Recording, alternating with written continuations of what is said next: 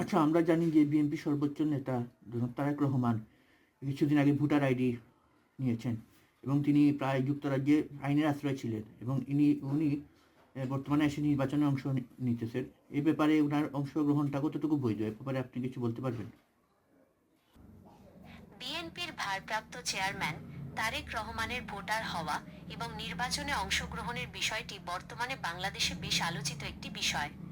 সাম্প্রতিক তথ্যানুযায়ী 2026 সালের ফেব্রুয়ারিতে অনুষ্ঠেয় ত্রয়োদশ জাতীয় সংসদ নির্বাচনকে সামনে রেখে তার আইনি ও রাজনৈতিক অবস্থানে বেশ কিছু গুরুত্বপূর্ণ পরিবর্তন এসেছে।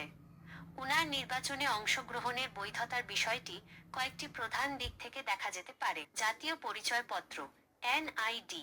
তারেক রহমান দীর্ঘ সময় যুক্তরাজ্যে অবস্থান করলেও সম্প্রতি 27 ডিসেম্বর 2025 তিনি সশরীরে ঢাকায় নির্বাচন কমিশনের কার্যালয়ে গিয়ে ভোটার নিবন্ধন ও জাতীয় পরিচয়পত্রের কার্যক্রম সম্পন্ন করেছেন।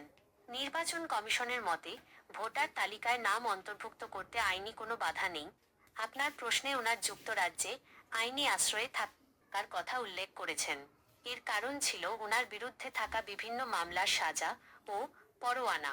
তবে সাম্প্রতিক ঘটন প্রবাহ অনুযায়ী 2024 সালের রাজনৈতিক পরিবর্তনের পর তারেক রহমানের বিরুদ্ধে থাকা অনেক মামলার কার্যক্রম স্থগিত বা বাতিল করা হয়েছে। অনেক মামলায় আদালত তাকে খালাস দিয়েছেন অথবা পূর্বের সাজা বাতিল, কোয়াশ করেছেন। নির্বাচন কমিশনের স্ক্রুটিনি বা যাচাই বাছাইয়ে দেখা গেছে বর্তমানে ওনার এমন কোনো সাজা বহাল নেই যা উনাকে নির্বাচনে অযোগ্য করে। 3. রিটার্নিং কর্মকর্তার বৈধতা ঘোষণা।